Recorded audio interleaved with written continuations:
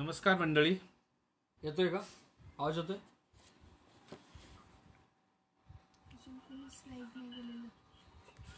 अण्णाभाऊ साठे प्रतिष्ठान मुंबई हा, यांच्यातर्फे आयोजित आवाज येतोय?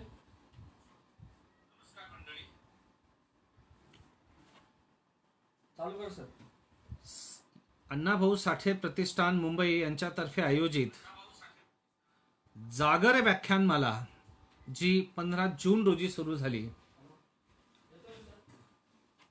त्या दिवसापासून आजपर्यंत तर पुढे थेट 21 जून पर्यंत आपल्याला सर्वांना अण्णाभाऊंच्या साहित्य कृतींची एक वैचारिक मेजवानी अनुभवायला मिळणार आहे. या व्याख्यानमालेचे म्हणजे जागर व्याख्यानमालेचे आयोजक आहेत डॉक्टर सुनील लोखंडे, डॉक्टर संदीप दुबळे आणि सौ सुनीताताई महापुरे. या व्याख्यानाच्या सुरुवातीला मी या तिघांचाही अंतःकरणापासून ऋण व्यक्त करतो. ते याचसाठीच की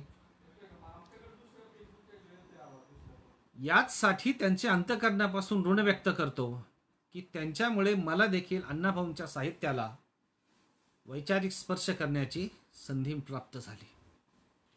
या व्याख्यानमालेचे पहिले पुष्प ज्यांनी गुंफले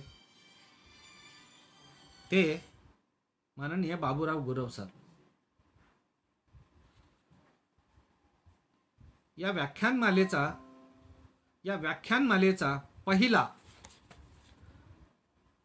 दीप ज्यांनी पेटविला ते माननीय बाबूराव बागुल सर. क्षमा मागतो, ते माननीय बाबूराव गुरव सर.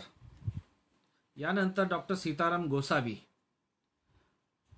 प्राचार्य सीताराम गोसावी यांच्याविषयी 2 शब्द सांगू इच्छितो. ते म्हणजे मला महाविद्यालयीन जीवनामध्ये मराठी हा विषय शिकवला ते हे माझे शिक्षक. काल माननीय सूरज चौगुले यांचे व्याख्यान झाले. या 3ही व्याख्यानांचा आढावा घेतल्यानंतर माझ्या मनात एक अंतर्यामी प्रश्न पडला. तो म्हणजे मी आज अण्णाभाऊंविषयी काय मत व्यक्त करावं किंवा काय बोलावं. अण्णाभाऊ साठे यांच्या साहित्याचं वेगळेपण मांडत असताना, म्हणजे हा विषय माननीय संयोजकांनी दिला, हा विषय मांडत असताना मला सांगावंसं वाटतं ते मी ज्येष्ठ साहित्यिक यशवंत मनोहर यांच्या शब्दामधून व्यक्त करतो. ते म्हणजे 1920 पासून पुढील 49 वर्ष ज्या ज्या साहित्यिकांचा जन्म झाला आणि ज्या ज्या साहित्यिकांनी आपली साहित्यकृती आपल्या लेखणीद्वारे उमटवली, त्या सर्वांमधील अण्णाभाऊ म्हणजे प्रतिभावंत साहित्यिक अण्णाभाऊ. या 3 शब्दांमध्ये मला अण्णाभाऊंचं वर्णन करावं असं मला वाटतंय. मित्रहो, ज्या एखाद्या व्यक्तीविषयी बोलायचे, त्या व्यक्तिविशेषाविषयी बोलायचे, म्हणजे विशेषत्वानं इतिहासाच्या अभ्यासकानं किंवा प्राध्यापकानं एखाद्या व्यक्तिचरित्राचा अभ्यास करताना ज्या ज्या गोष्टींची काळजी घ्यायची, इतिहास लेखनाच्या पद्धतीशास्त्रानुसार जी काळजी घ्यावी, ती सर्व काळजी मी माझ्या पुढच्या भाषणामध्ये घेणार आहे. आपण सर्वजण मला ऐकत आहात. आपला एकही मिनिट तांत्रिक क्षमस्व वगळता मी वाया जाऊ देणार नाही. त्यासाठीची सर्व पूर्वतयारी मी केलेली आहे, हेही मी आपणास इथे नमूद करू इच्छितो. पण हे सर्व मांडत असताना कोणताही अभिनिवेश माझ्या वाक्यात, भाषणात आणि मनात अजिबात नाही. कारण ही अण्णाभाऊंच्या साहित्याप्रती केलेली एक साहित्यिक सेवा आहे. बस एवढंच आपणास सांगू इच्छितो. जे बोलेल ते खरे असे नव्हे, तर जे खरे आहे तेच बोलेल, या पद्धतीनं मी अण्णाभाऊंच्या साहित्य वेगळेपणाविषयी आता बोलायला सुरुवात करतो. कबीरांच्या भाषेत मी या भाषणाची सुरुवात करतो. ती म्हणजे ऐसी बोली बोल की कोई न बोले झूठ, ऐसी बोली बोल की कोई न बोले झूठ, आणि ऐसी जगह बैठ की कोई न बोले उठ. जे बोलेल, जे सत्य आहे तेच बोलेल.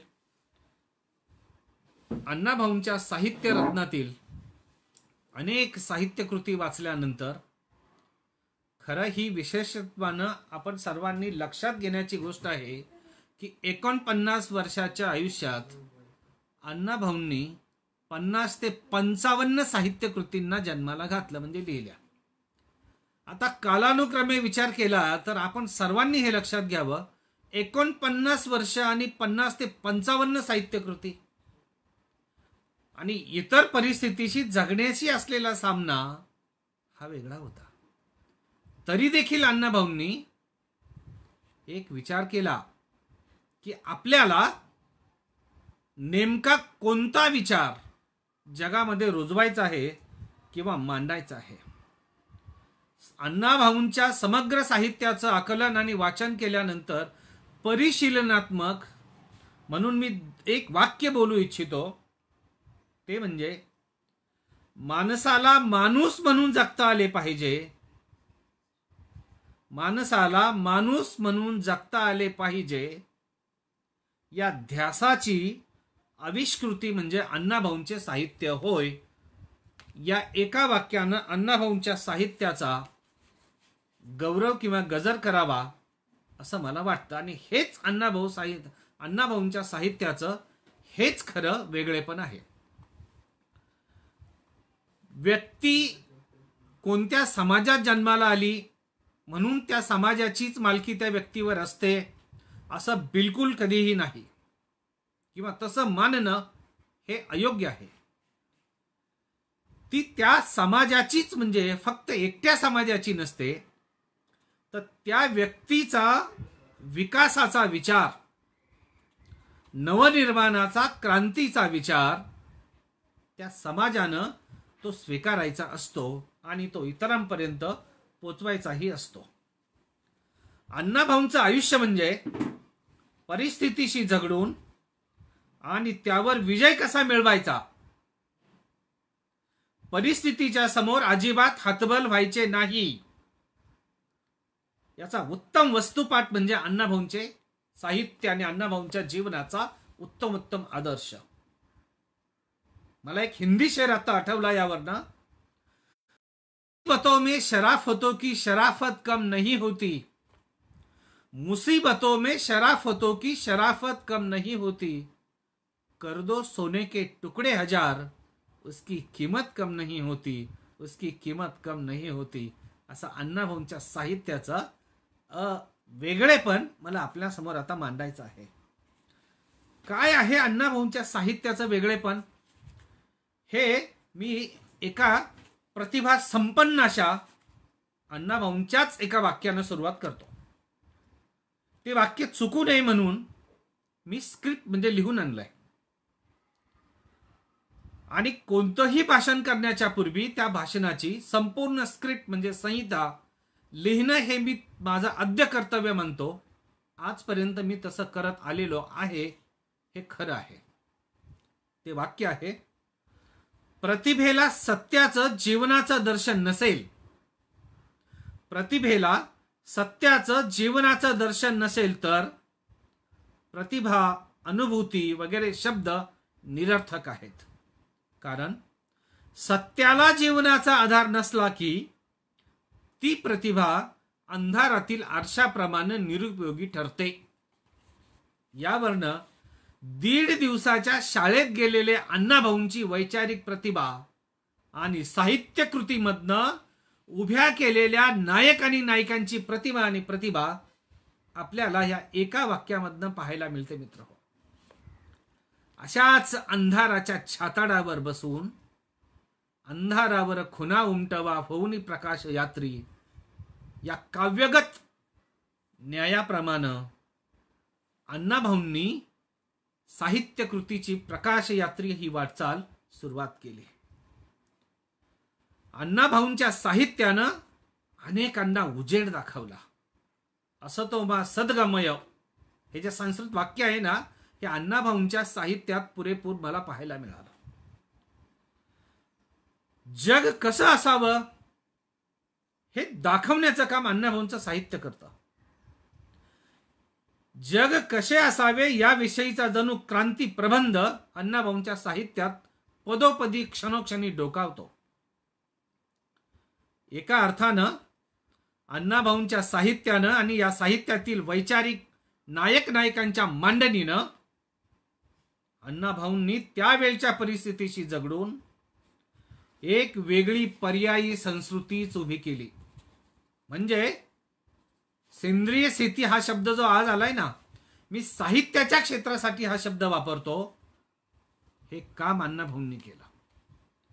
मुळात हा शब्द इतिहासात पहिल्यांदा वापरला तो सुप्रतिष्ठित इतिहासाचे प्राध्यापक डॉक्टर अरविंद देशपांडे आणि त्यांचे शिष्य आणि माझे गुरुवर्य इतिहासाचे आत्ता विद्यापीठात असलेले सुप्रतिष्ठित प्राध्यापक डॉक्टर राजा दीक्षित सर, या दोघांच्याही शब्दाची काही वेळ उसनवारी करून मी सेंद्रिय बुद्धिमंत आणि पर्यायी संस्कृतीचे निर्माते हे दोन शब्द त्यांच्या भाषेतनं घेतो आणि अण्णाभाऊंच्या साहित्यानं काय केलं असेल तर साहित्याच्या क्षेत्रातली प्रतिसंस्कृती अण्णाभाऊंनी उभी केली, हे प्रामुख्याने मला सांगायचे आहे. या दोघांनीही हा शब्दप्रयोग महात्मा ज्योतिबा फुले यांच्याविषयी हा केलेला आहे. तोच मी साहित्य कृतीच्या अनुषंगानं अण्णाभाऊंच्या संदर्भात करत आहे. 1.5 दिवस शाळेत गेलेले अण्णाभाऊ पर्यायी समाजरचनेचा विचार करतात.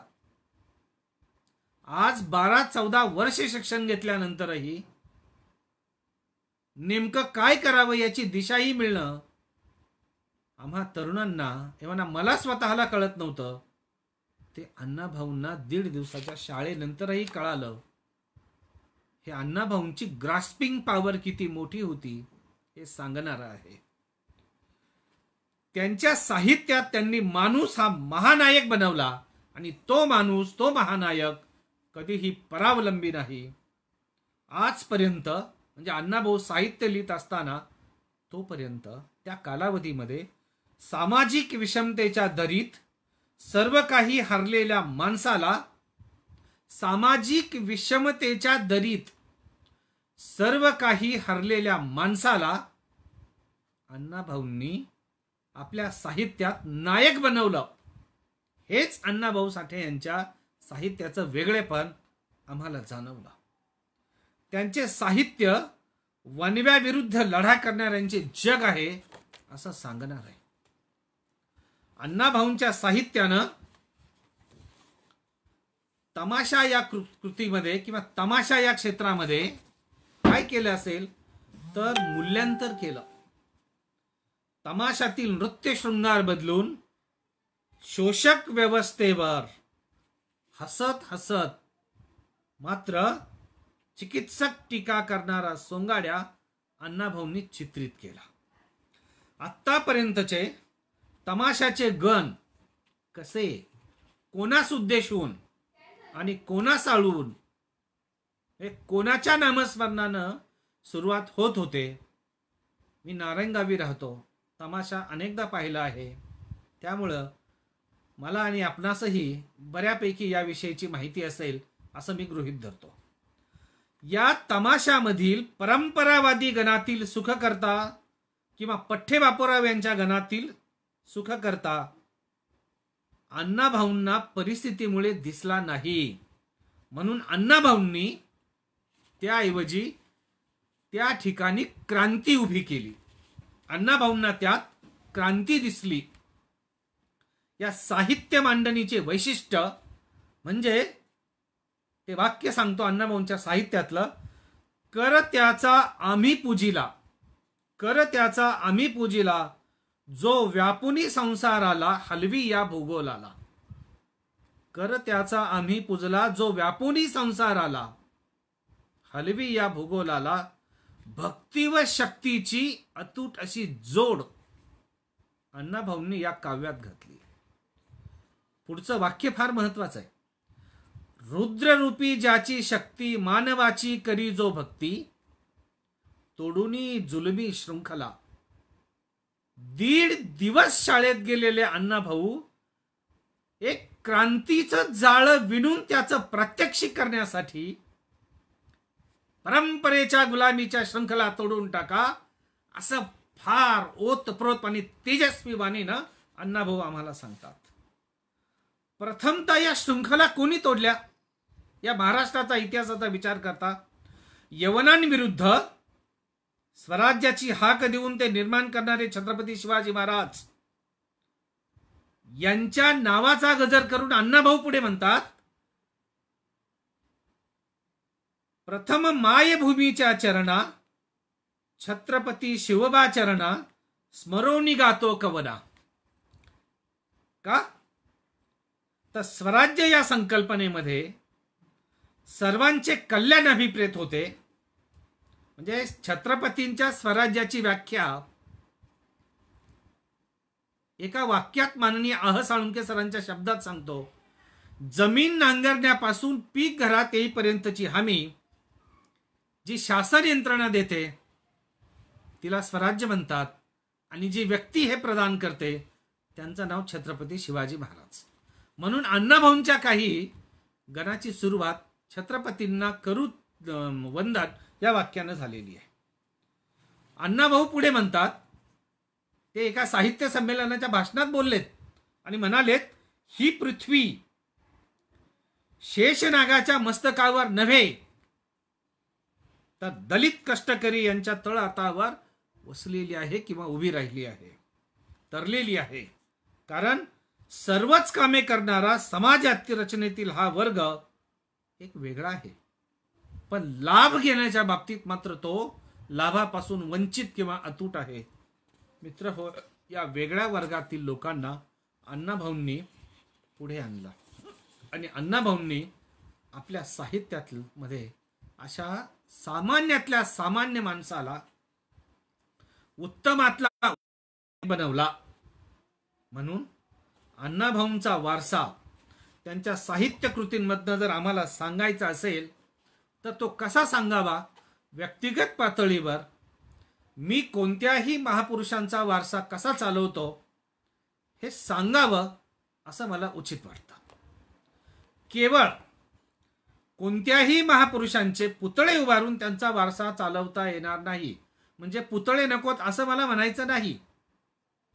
कोणत्याही महापुरुषांचे पुतळे उभारून म्हणजे केवळ त्यांचा वारसा चालवता येणार नाही, तर त्यांच्या साहित्य विचारांचा जागर आणि अंगीकार आपल्याला करता आला पाहिजे.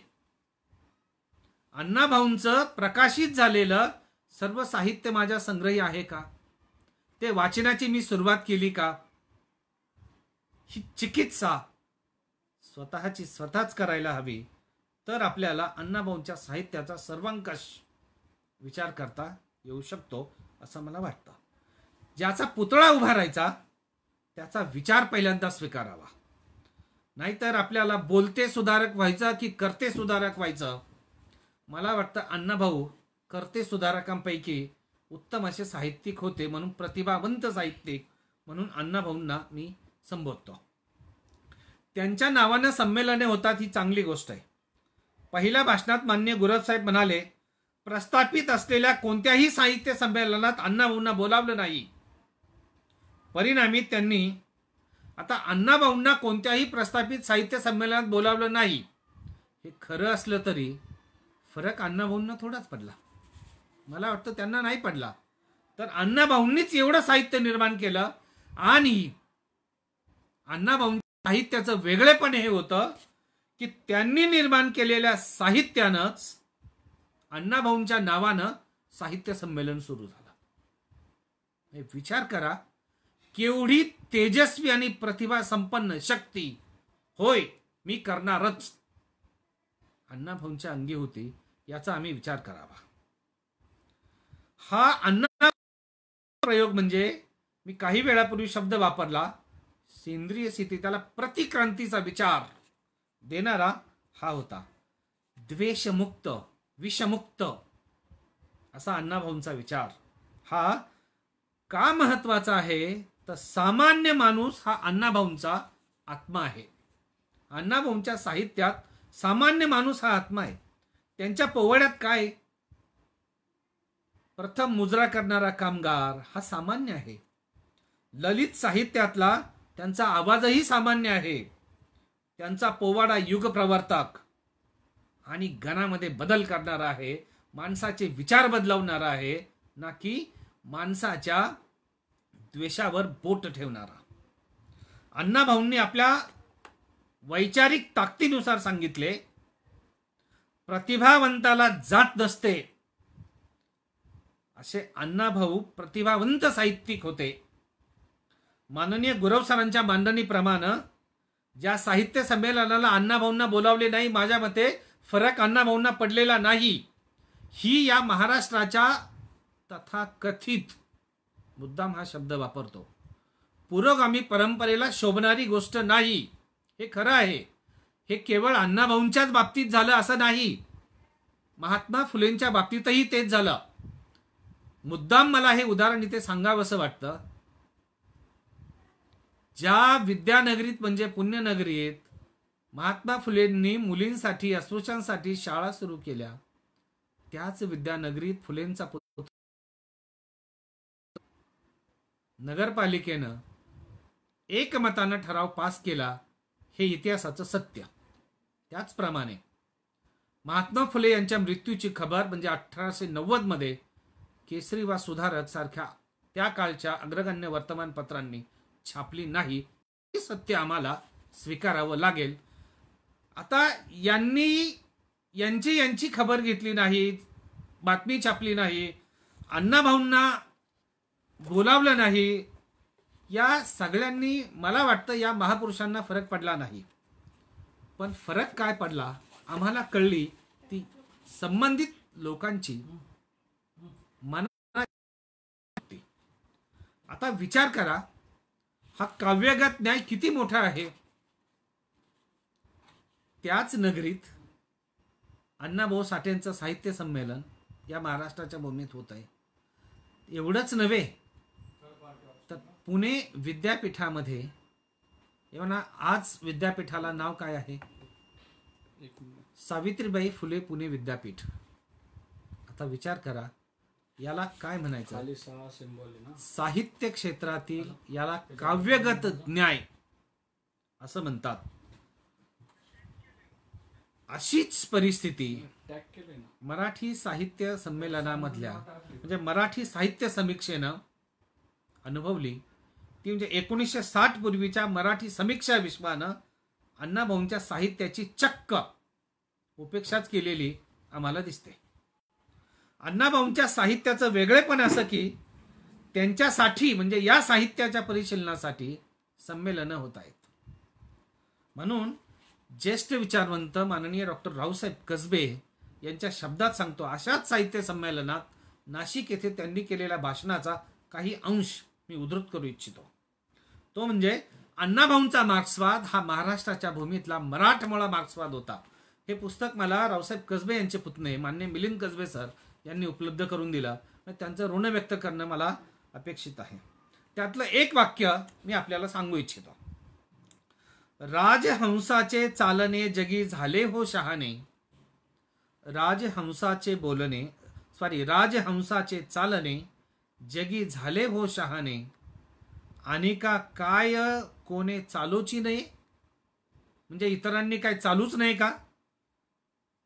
हेच संत एकनाथांच्या भाषेमध्ये सांगतो. संस्कृतवाणी देवे केली, मग प्राकृत काही चोरापासून झाली. मला मुद्दा जो सांगायचा आहे ना आपल्याला, अण्णाभाऊंनी किती बहुविध अशा साहित्य क्षेत्राला गवसणी घातली. मराठी भाषेच्या संवर्धनासाठी अण्णाभाऊंनी काय केलं याचा विचार मला पुढे काही वेळानं आपल्याला सांगायचा आहे. ही त्याची एक छोटीशी झलक होती. या महापुरुषांविषयी लिहिताना वाचताना त्यांचं वेगळेपण, वैशिष्ट्य आणि अद्वितीयता अचूकपणानं शोधावी लागते. हे वेगळेपण म्हणजे बदल घडविण्याचा आग्रह आणि विचार अण्णाभाऊंनी पहिल्यांदा मांडला. हा आग्रह जो घेतला अण्णाभाऊंनी, तो कुठून घेतला, कसा घेतला आणि त्याचं प्रॅक्टिकल म्हणजे प्रात्यक्षिक कसं केलं, याचाही आम्ही शांत चित्तानं विचार करणं गरजेचं आहे. समाजाची पुनर्रचना व्हावी हा विचार जो मूळ डॉक्टर बाबासाहेब आंबेडकरांना अपेक्षित होता, तो काही काळ अभिजन साम्यवाद्यांना देखील पटला नाही.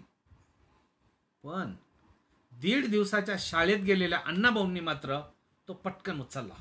अण्णाभाऊंच्या बुद्धीनं तो स्वीकारला आणि नुसता स्वीकारलाच नाही, तर अण्णाभाऊंच्या साहित्यामध्ये ज्या वेगवेगळ्या परिस्थितीजन्य प्राण्यांचं वर्णन केलं त्यात एक ऐरावत आहे. म्हणून अण्णाभाऊ असं म्हणतात, गुलामगिरीच्या आणि विषमतेच्या चिखलात अडकून पडलेला ऐरावत, अण्णाभाऊ त्याला हाक देतात, अंतःकरणापासून तोडून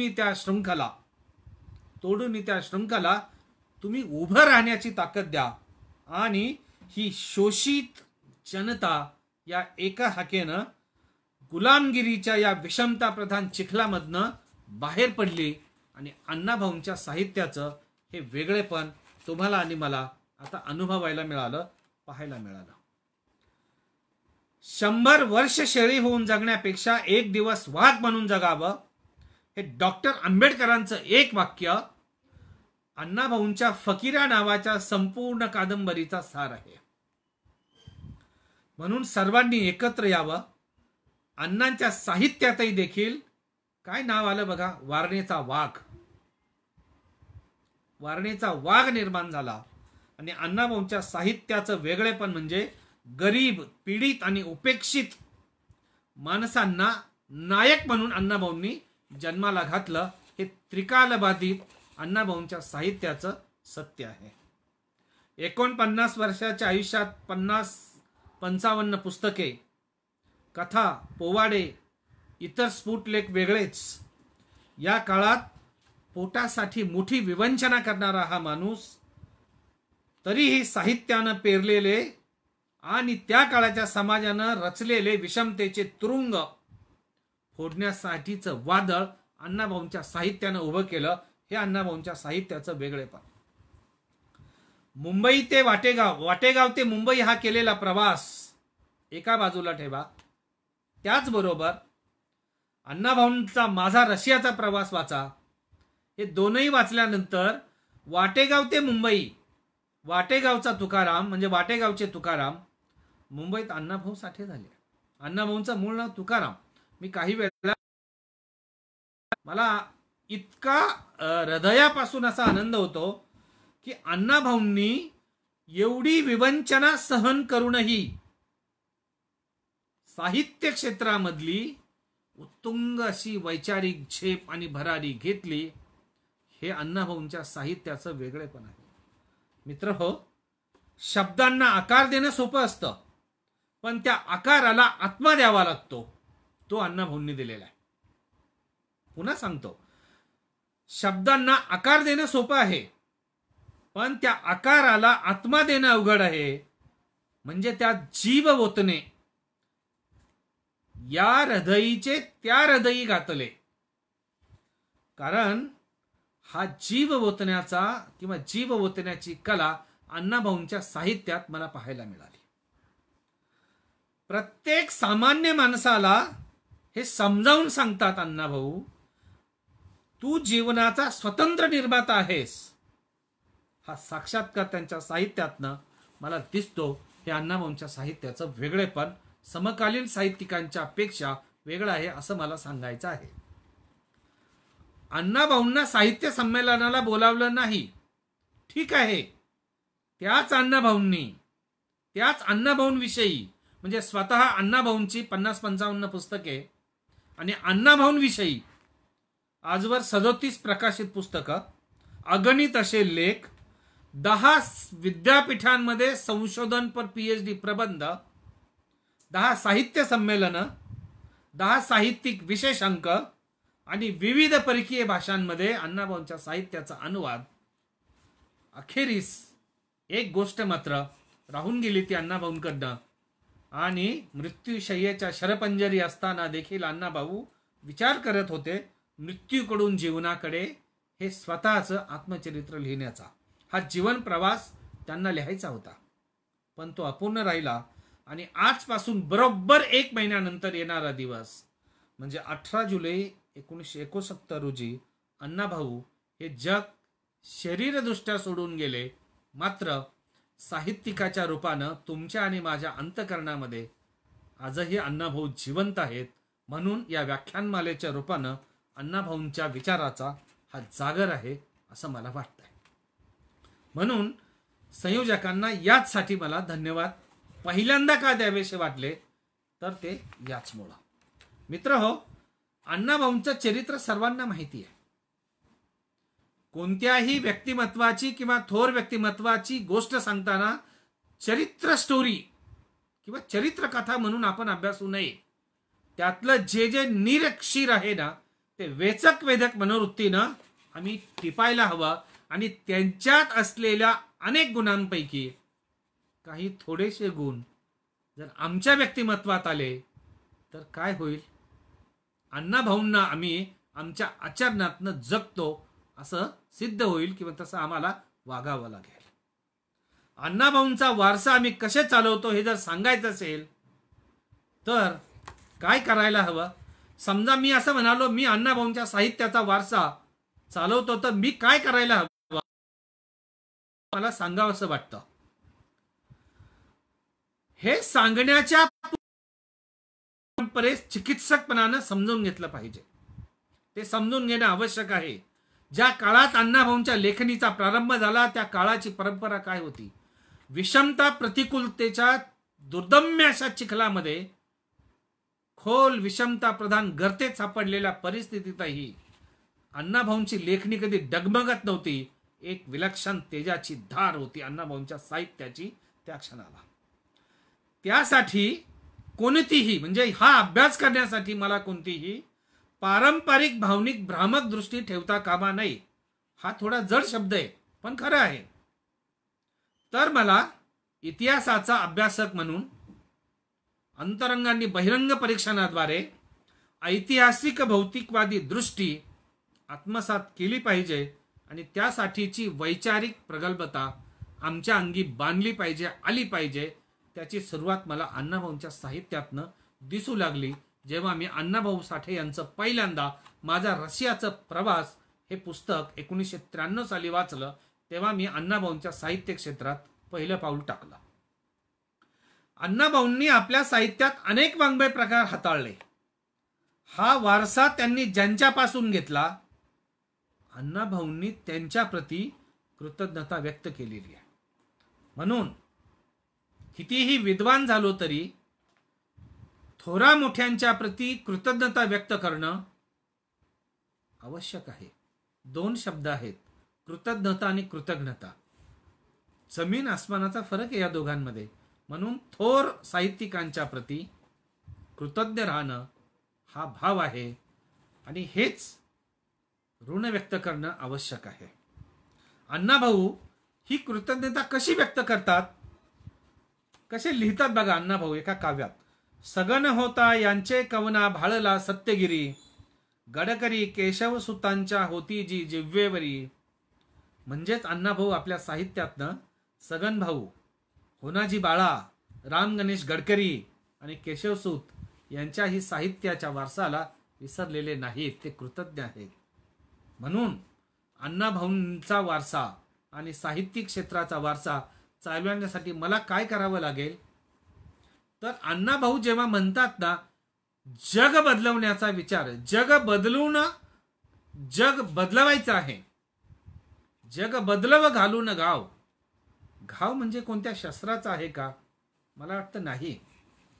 वैचारिक शस्त्राचा आहे तो. काय आहे काही वेळानं सांगतो. जग बदलवणं म्हणजे काय, याची पहिली पायरी काय अण्णाभाऊंना अपेक्षित होती? जग नंतर बदलेल, पहिल्यांदा स्वतः आपण बदललं पाहिजे. आणि याची पहिली पायरी म्हणजे मी स्वतः बदललं पाहिजे, आपण स्वतः बदललं पाहिजे. हा बदलणं म्हणजे अण्णाभाऊंना अपेक्षित असलेला बदल काय होता तर सामान्य माणूस विश्वाच्या केंद्रस्थानी आणणे. मानवामधील सर्व मंगल आणि सुप्त शक्तीचे प्रगटीकरण करता येऊ शकणारी शासन यंत्रणा निर्माण करणे. म्हणजे माणसात दडलेल्या सुप्त शक्तीचा विकास करण्याची उर्मी आणि प्रेरणा अण्णाभाऊंचं साहित्य देतं. हे अण्णाभाऊ साहित्य, हे अण्णाभाऊंच्या साहित्याचं वेगळेपण आहे असं मला म्हणावंसं वाटतं. ही निर्माण करण्यास म्हणजे अशी बदलविण्याची परिस्थिती निर्माण करण्यासाठी काय आवश्यक आहे तर पूर्ण लोकशाहीच्या मार्गाने जावं लागेल हे अण्णाभाऊ प्रतिपादन करतात. सगळेजण क्रांती व्यक्त करतात, क्रांती हवी. पण मला हेही खरं आहे या ठिकाणी मांडावंसं वाटतं, सगळ्या क्रांत्या या भुकेच्या पोटी झाल्या ते खरं असतानाही, शांत चित्तानं पोटात भुकेची धग असतानाही, पोटात भुकेची धग असतानाही अण्णाभाऊ शांत चित्तानं पूर्ण लोकशाहीच्या क्रांतीची अपेक्षा करतात. हे त्या काळात इतर कोणते साहित्यिक व्यक्त करत नाही असं मला म्हणावंसं वाटतं. हा वारसा कोणता या प्रश्नाचे उत्तर आपण निश्चित करावायला हवे. म्हणजे आपली भूमिका ही स्पष्ट असावी. हा वारसा आहे जिद्दीचा, साहसाचा, निर्धाराचा आणि उदंड अशा कष्टाचा. परिस्थिती पुढे न वागता अण्णाभाऊ जे उसळले तसेच त्यांचे साहित्यही प्रस्थापितांच्या विरुद्ध उद्रेकाचे आविष्कार ठरले. या गोष्टी अंगी धारण करणारा माणूस जो असेल तोच अण्णाभाऊंचा खरा वारसा सांगू शकेल असं माझं मत आहे. म्हणून वारसा सांगायचा तर अण्णाभाऊंची जीवनदृष्टी तुमच्या माझ्यात यायला हवी, हे देखील मित्रहो सत्य आहे. अण्णाभाऊंनी आपल्या साहित्यात वेगवेगळ्या वाङ्मय प्रकाराला गवसणी घातली. त्यातला एक वाङ्मय प्रकार म्हणजे ज्याला आपण मार्क्सवाद असं म्हणतो. आता ते वाङ्मयात बसतं न बसतं हा नंतरचा भाग आहे, मी त्यात जात नाही, किंवा मी मार्क्सवादाचा एवढा मोठा अभ्यासक तर निश्चित नाही, पण मार्क्सचं चरित्र वाचलेला माणूस आहे. मार्क्सचं लहानपण, मार्क्सची आर्थिक विवंचना आणि अण्णाभाऊंची आर्थिक विवंचना, मला या दोघांमध्येही काही फरक वाटत नाही, किंवा ते अतिशय साधर्म्य आहे, हेही खरं आहे. अण्णाभाऊंनी आपल्या साहित्यातनं ज्या ज्या गोष्टीची मांडणी केली, हे साहित्य वाचल्यानंतर किंवा या साहित्याचं इंटरप्रिटेशन म्हणजे अन्वयार्थी परिशीलन केल्यानंतर अनेक लेखकांनी, अनेक अनुवादकांनी आणि अनेक अभ्यासकांनी, साहित्यिकांनी त्यावर स्वतःची एक अशी भूमिका घेतली. त्यांना अण्णाभाऊंच्या या मांडणीमध्ये कुठे मार्क्सवादाचा समसमान पैलू दिसला, तो म्हणजे एकजुटीचा नेता झाला कामगार तयार, एकजुटीचा नेता झाला कामगार तयार, बदलाया रे दुनिया सारी दुमदुमली ललकार, रक्त आटवून जगास नटवून जगण्याची भ्रांती, निश्चय झाला पाय उचलला चालू लागला करण्या नवा प्रहार. शब्दामध्ये एक क्रांतीचं बी पेरलेलं आहे. निश्चय झाला म्हणजे मी ठाम प्राणानं उभं राहिलो, पाय उचलला, चालू लागला करण्या नवा प्रहार. शेतकरी अन दलित जनाला घेऊन या पाठी, लोकशाही क्रांतीच्या आपल्या एका ब्रिदासाठी, कोटी करी जाने ध्वजा लाल धरिली, मेघासम आता फली धरून आपुली, पूर्ण लोकशाहीला आणूनी गाऊ मग यशगान. मी केव्हा थांबेल? अण्णाभाऊ आपल्या साहित्यातनं विचार मांडतात, मी थांबेल केव्हा? जोपर्यंत माझं यश मला प्राप्त होत नाही तोपर्यंत मी माझा विचार मांडण्याची प्रक्रिया थांबविणार नाही. आणि जे मांडलं ते खरं, तिथे तो मी नव्हेच असं म्हणणाऱ्यांपैकी अण्णाभाऊ नव्हते. हा अण्णाभाऊंच्या साहित्याचा एक अनोखा आणि वेगळा पैलू आहे. निनादून आसमान अंती वर्गविहीन हिंद करू निर्माण, बंध तोडले पाऊल पडले पुढे टाकले मागे न घेणार. या काव्यातील ब्रीद कोणते? लोकशाहीच्या क्रांतीचे. नुसती लोकशाही का नव्हे. आणि अण्णाभाऊंना वर्गविहीन समाजाची रचना हवी होती, पूर्ण लोकशाहीचा विचार हवा होता. त्या लोकशाहीमध्ये जाती व्यवस्थेला थारा नाही. हे जाती व्यवस्थेची शृंखला अण्णाभाऊ तोडायला आपल्या साहित्यातनं सज्ज झाले होते. हे काव्य लिहिताना म्हणजे वाचताना, अण्णाभाऊंचे काव्य वाचताना मला आठवलं, सदैव सैनिका पुढेच जायचे. असे अण्णाभाऊ यशाकडे जाण्याचा एक तेजस्वी विचार मांडणारे साहित्यिक सैनिक वाटतात. हे मात्र मला इथे नमूद करावं असं वाटतं. मार्क्सवादा म्हणजे अण्णाभाऊंना जेव्हा आपण मार्क्सवादाला जोडतो साहित्याला अण्णाभाऊंच्या, तेव्हा उच्चवर्णीय मार्क्सवादी पोथीनिष्ठेला सोडू शकले नाहीत ही देखील वस्तुस्थिती आपण लक्षात घ्यावी. मात्र मार्क्सवाद मानूनही आणि अंगीकारूनही अण्णाभाऊ कधी पोथीनिष्ठ मार्क्सवादाची शिकार झाले नाहीत हे त्यांच्या साहित्याचं वेगळेपण आहे. याचे कारण म्हणजे कमीत कमी वेळेत शाळेत गेले तरी अण्णाभाऊंचा बौद्धिक खुलेपणा होता हे आपण आपल्या बौद्धिक खुलेपणानं आणि खुल्या मनानं मान्य करायला हवं असं मला वाटतं. कामगार विश्वात आल्यावर योगायोगानंच अण्णाभाऊंना कम्युनिस्टांचा विचार कळला. म्हणजे त्यांच्या मार्क्सवादाकडे जाण्याची सुरुवात ही योगायोगानंच झाली हे देखील खरं आहे. या कम्युनिस्टांमुळे किंवा कम्युनिस्ट साम्यवादी विचारांमुळे त्यांच्या जीवनाला मार्क्सवादाचा स्पर्श झाला. कम्युनिस्ट विचारांनीच ते लेखक झाले हे देखील आम्ही मान्य करायला हवं. शाहिरी, पोवाडे, तमाशाच्या वर्गीय जाणीवा या सर्वांना घेऊन त्यांना आपल्या साहित्यातनं उमलवणारे त्यांचे मन नव्या पूर्णतेच्या भारतीय दिशेकडे झेपावलं असं मला वाटतं. म्हणून असे म्हणावेसे वाटते, मार्क्सवादाने ओतप्रोत सुरू झालेले अण्णाभाऊंचे आयुष्य हा अण्णाभाऊंच्या आयुष्याचा आणि साहित्याचा पूर्वार्थ. मग उत्तरार्ध काय?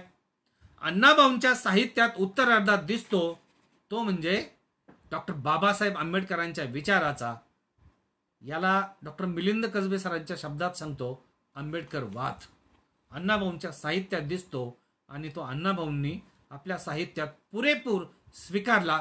हे त्रिकालबाधित सत्य आहे.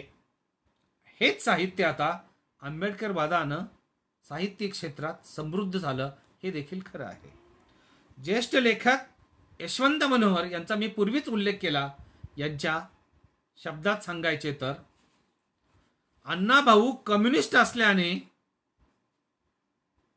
बौद्धांना त्यांच्यासाठी फारसा आपलेपणा वाटला नाही. बुद्ध धर्म स्वीकारला नाही म्हणून त्यांना अण्णाभाऊ जवळचे वाटले नाहीत. अण्णाभाऊंच्या जीवनाची ही घालमेल म्हणजे त्यांच्या उत्तर आयुष्याविषयी सांगतोय मी. अण्णाभाऊंच्या जीवनाची ही घालमेल आणि मनातील युद्ध मार्क्सवादी व आंबेडकरवादी या दोघांनाही काही काळ उमगलं नाही आणि समजलं नाही.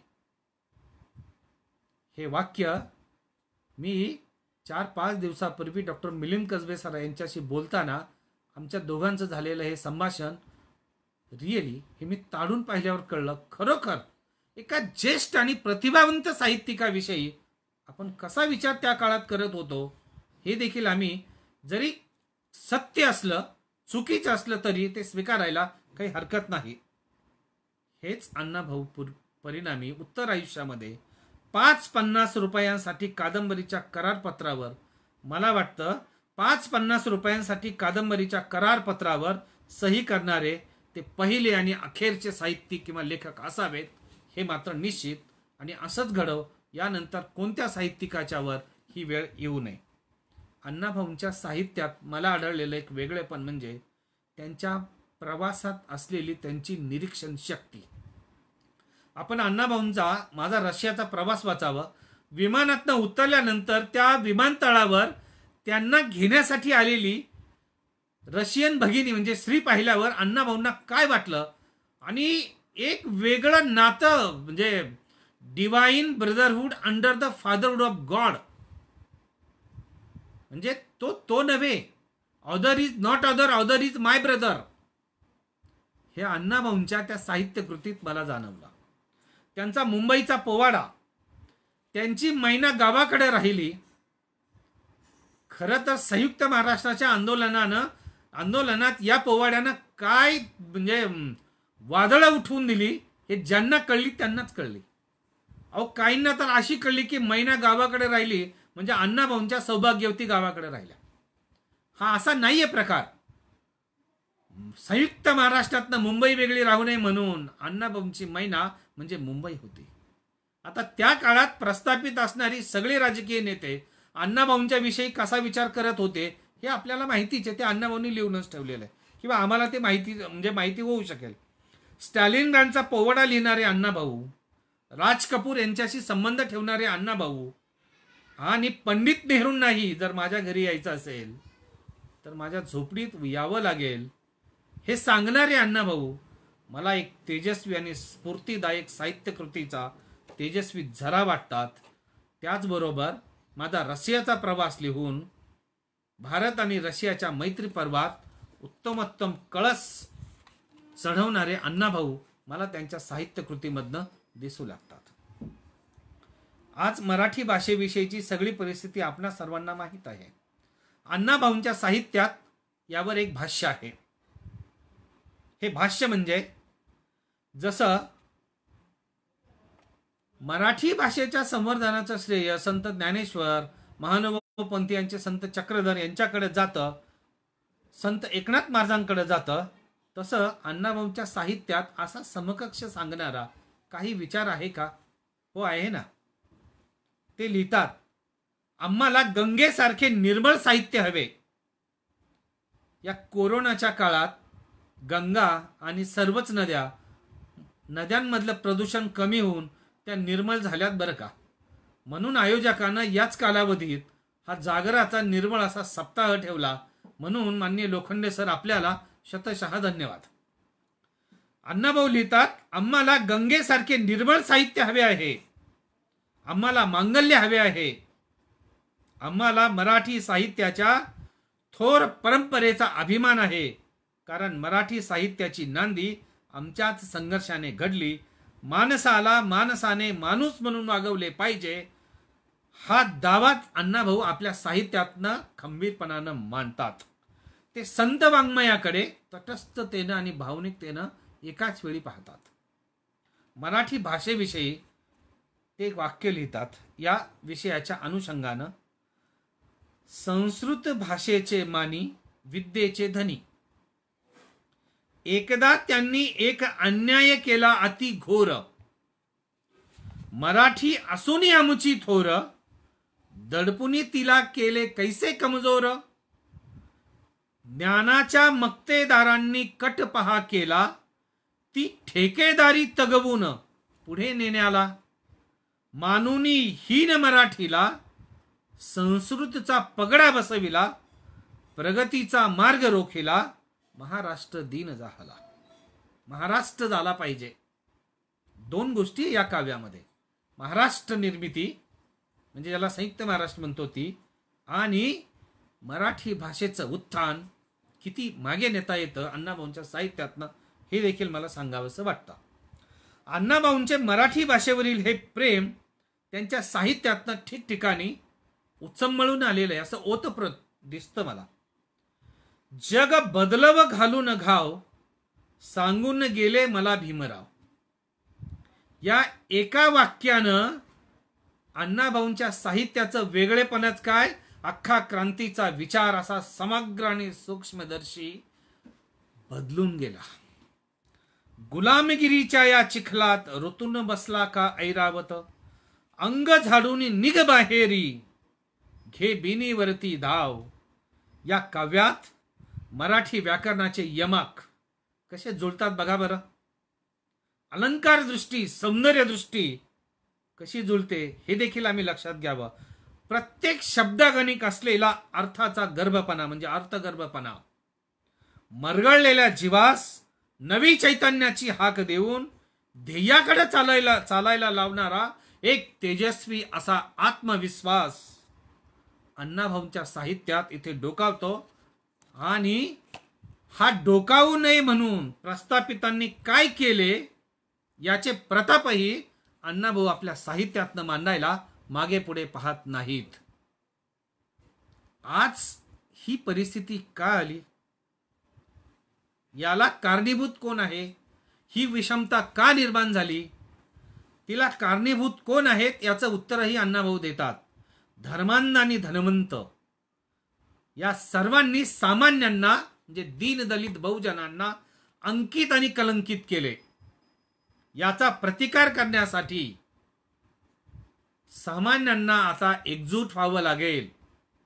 हा एकजूट होणं म्हणजे काय आहे तर अण्णाभाऊंनी आयुष्याच्या शेवटी स्वीकारलेला आंबेडकरवादाचा विचार शिका, संघटित व्हा आणि संघर्ष करा. ही वागण्याची, चालण्याची, बोलण्याची एक स्टेप बाय स्टेप जाणं आहे, हे आम्ही समजून घ्यावं. यात संघर्ष केव्हा गरज पडली तर. असा वैचारिक वारसा डॉक्टर बाबासाहेब आंबेडकरांकडून अण्णाभाऊ साठे यांच्याकडे आला, हे सत्य. नव महाराष्ट्रा निमून जगती करी प्रगट निजगाव, हे अण्णाभाऊंच्या साहित्याचं, काव्याचं वाक्य काय आहे बघा. नव महाराष्ट्रा निर्मुनी जगती करी प्रगट निजगाव. स्वतःच्या गावाला देखील अण्णाभाऊ विसरले नाही. ज्या वाटेगाव नावाच्या गावानं अण्णाभाऊंना मुंबईची वाट दाखवली आणि याच मुंबईनं कम्युनिस्टांच्या आणि साहित्य क्षेत्रामध्ये अण्णाभाऊंना वाट दाखवून राज रस्त्यावरती, हमरस्त्यावरती नेलं, त्या गावाला अण्णाभाऊ विसरत नाही. म्हणून आमचे गाववाले, आम्ही गाववाले, अशी एक वेगळीच ओळख आहे. हा स्थानिक इतिहासाचा म्हणजे एक अभ्यासक असल्यानं मला अण्णाभाऊंच्या साहित्यातलं हे गाव देखील भावलेलं आहे. पण इथे अण्णाभाऊंना काय अपेक्षित होतं? संयुक्त महाराष्ट्राच्या चळवळीचा लढा प्रत्येक गावागावामधून उभा राहिला पाहिजे, हे अण्णाभाऊंना इथून अप्रत्यक्षपणानं आपल्या समोर मांडायचं आहे. नव महाराष्ट्र निर्मुनी जगती म्हणजे जर नव महाराष्ट्र निर्माण करायचा असेल तर प्रत्येक गावात आंदोलन उभं राहिलं पाहिजे, याची जाणीव अण्णाभाऊ आपल्याला करून देतात. प्रत्येक गावागावामधून संयुक्त महाराष्ट्राच्या आंदोलनाचा विचार यावा, हे अण्णाभाऊ आपल्याला सांगताना आता मी अण्णाभाऊंच्या वेगळ्या साहित्य कृतीकडे वळतो, ते म्हणजे कादंबरी. 1993 साली मी पहिल्यांदा एक कादंबरी वाचली, thank you mister glad, Anil Barve यांची. ती पण कम्युनिस्ट विचारावरच आधारित. ती कादंबरी शोकांतिका का शोकात्मिका? भाषणाच्या सुरुवातीला उल्लेख केल्याप्रमाणे माननीय सीताराम गोसावी सरांनी शोकांतिकाही समजवली आणि शोकात्मिकाही समजवली. मला अण्णाभाऊंच्या कादंबऱ्या या दोन्हीच्याही पलीकडच्या वाटतात. म्हणजे मी काही मराठी साहित्याचा डॉक्टर मिलिंद कसबे यांच्यासारखा समीक्षक अजिबात नाही, पण एक मात्र खरं, थोडं कादंबरी वाचतो तेव्हा अण्णाभाऊंच्या कादंबरी साहित्यानं शोकांतिका आणि शोकात्मिका यांच्या पलीकडे जाऊन समाजाला वास्तवदर्शी भावविश्वात घेऊन गेले आणि जगायला लावलं की सत्य काय आहे. आणि या वास्तवदर्शी समाजाला उत्तुंग अशा तेजाकडे कसं नेता येईल हे देखील आपल्याला शिकवलं किंवा मांडलं. त्यातलं वेगळेपण हे की अण्णाभाऊंनी जेव्हा कादंबरी लिहायला सुरुवात केली तेव्हा समकालीन साहित्यिक असं म्हणू लागले, आता मराठी कादंबरी वयात आली आणि समजदार बनली. या एका वाक्यानं अण्णाभाऊंच्या सगळ्या कादंबऱ्यांनी साहित्य क्षेत्रात काय परिणाम घडवून आणले हे आपल्याला पाहायला मिळतं. अण्णाभाऊंची मराठी म्हणजे अण्णाभाऊंनी कादंबरी लेखनाची सुरुवात करणं म्हणजे मराठी कादंबरी वयात आली आणि समजदार बनली. पुढे काय केलं? श्रमिक व दलितांची जीवनमूल्य रेखाटणारी जीवनशैली कादंबरीने रेखाटली किंवा आम्हाला दिली. या कादंबरीचे नायक जीवनमूल्यांसाठी स्वतःचा प्राणपणाला लावायला मागे पुढे पाहत नाही. हे त्या कादंबरीचं वेगळेपण आहे. आणि कोणतेही आभासी असं तत्वज्ञान अण्णाभाऊंनी मांडलेलं नाही. जे काय आहे ते सत्य. समताधिष्ठित समाज रचनेचं स्वप्न साकार करण्यासाठी अण्णाभाऊंनी साहित्यातून प्रबोधनाचा संगर चेतविला. भाषा आणि प्रांताच्या मर्यादा ओलांडून जागतिकीकरणात अण्णाभाऊंचं साहित्य आता झेप घेऊ लागला. अण्णाभाऊंच्या या साहित्यात डोकावणारा मार्क्सवाद जरी असला, आम्ही जोडत असलो दिसत असला तरी अण्णाभाऊंना 100% मार्क्सवादी विचारानं प्रेरित म्हणणं म्हणजे अण्णाभाऊ मार्क्सवादी होते किंवा इतर साहित्यिकांच्या मनानं ते मार्क्सवाद आपल्या साहित्यात मांडतात म्हणून ते 100% मार्क्सवादी आहेत असंही मला म्हणायचं नाही. कुठेतरी आपण अभ्यासकांनी मार्क्सच्या विचाराची परिस्थिती आणि अण्णाभाऊंच्या साहित्याच्या विचाराची परिस्थिती या दोघांचा असा एक ताळमेळ घातला आणि आपण हा शब्द प्रयोग केलेला, आपण म्हणजे अभ्यासकांनी आणि साहित्यिकांनी. अण्णाभाऊंचं जीवनाचं तत्वज्ञानच हे वेगळं आहे. ते समताधिष्ठित समाज रचनेचं स्वप्न साकार करण्यासाठी भाषा आणि प्रांताच्या मर्यादा ओलांडून जाणारं साहित्य निर्माण करतात. हीच अण्णाभाऊंच्या साहित्याची खरी वेगळी ओळख आहे. आणि माझ्या आकलनानुसार कदाचित हे आकलन कमी पडेल, प्रसंगी चुकही असू शकेल, हे खरं आहे. पण अण्णाभाऊंच्या साहित्याचं वेगळेपण मला जे अनुभवलं, म्हणजे मला जे भावलं, ते सांगू इच्छितो. ते म्हणजे अण्णाभाऊंच्या साहित्यात असलेलं माणूसपण, अण्णाभाऊंनी साहित्यात मांडलेला इतिहास विकासाचा विचार, वर्ग संरचना, कामगार विश्व, आर्थिक शोषणाचा मांडलेला सलग असा पट, अनैतिकतेवर आसूड ओढून नैतिक मूल्यांचा आग्रह धरणारा अण्णाभाऊंच्या सगळ्या कादंबऱ्यांमधला तो नायक, ती नायिका म्हणून कसे ते झटतात, हे साहित्य माणसाला माणूसपण मिळवून देणारं आहे आणि सामान्य माणसाला केंद्रस्थानी ठेवणारं आहे, असं माझं अण्णाभाऊंच्या विषयीचं आकलन आहे. मला असं अजिबात म्हणायचं नाही की अण्णाभाऊ 100% मार्क्सवादी आहेत. ते नाहीतच आणि आहेतच. या दोघांच्याही मधलं सत्य आणि अर्धसत्य आम्ही स्वीकारायला हवं. त्याचबरोबर अण्णाभाऊंच्या साहित्यात मला अण्णाभाऊंची बौद्धिक क्षमता, त्या नायकांच्या अंगी असलेलं तेज, समाजाला उभी करण्याची असलेली अण्णाभाऊंच्या प्रती म्हणजे अण्णाभाऊंच्या अंतर्यामातनं येणारी ती नवचेतना आणि अण्णाभाऊंच्या साहित्यानं सामान्य माणसाला उत्तुंग पद्धतीनं, तेजस्वी पद्धतीनं जगण्याची विश्वास कसा दिला, म्हणून या सर्व अनुभूतींना अनुसरून अण्णाभाऊ महान समाजसेवक, महान ॲक्टिव्ह फिलॉसॉफर आहेत असं मला वाटतं. मी माझ्या भाषणाच्या उत्तरार्धात येतो आणि 2 मिनिटांनंतर मी संपवतो. अण्णाभाऊंच्या साहित्याविषयी मला काय वाटतं हे एका काव्यामधून मी आपल्याला सांगतो. हीच अमुची प्रार्थना, हीच अमुची प्रार्थना अन हेच अमुचे मागणे, मानसाने मानसाशी मानसासम वागणे, मानसाने मानसाशी मानसासम वागणे. कोणाच्या ओळी आहेत मला माहीत नाही, मी वाचल्यात, ऐकल्यात. अण्णाभाऊंच्या साहित्यात मला अण्णाभाऊंनी सगळ्यांना माणूस म्हणून कसं जगावं हे शिकवलं आणि जे माणसाला माणूस मानत नाहीत त्यांना चपराक देऊन हे स्पष्ट सांगितलं की तुम्हाला बहुजन समाज असो, दलित, वंचित, तळागाळातील लोकांशी वागताना त्याच्यातला माणूस म्हणून तुम्हाला त्याला स्थान द्यावं लागेल, कारण जगात माणसापेक्षा दुसरी कोणतीही मौल्यवान गोष्ट नाही. हे या कोरोनाच्या कालावधीत तुम्हाला आणि आम्हाला पटलं की हे 100% सत्य आहे. माझ्या भाषणाचा शेवट आणि उत्तरार्ध मी करू इच्छितो. मित्रहो, हे सगळं आपल्यासमोर मांडलं. त्यातल्या ज्या चुका आहेत त्या माझ्या लहू गायकवाड यांच्या वाणीतल्या आहेत. जे चांगलं आहे ते अण्णाभाऊंच्या साहित्याचं मला जमलं असं आकलन करून मी आपल्यासमोर मांडलं. अण्णाभाऊ, काही वेळापूर्वी मी उल्लेख केला की साहित्य क्षेत्रात गाथा लिहिणारे जसे देहूचे संत तुकाराम महाराज, तसं साहित्य क्षेत्राची निर्मिती करणारे वाटेगावचे आमचे साहित्यरत्न तुकाराम. अण्णाभाऊंचं अण्णाभाऊंचे मूळ नाव तुकाराम.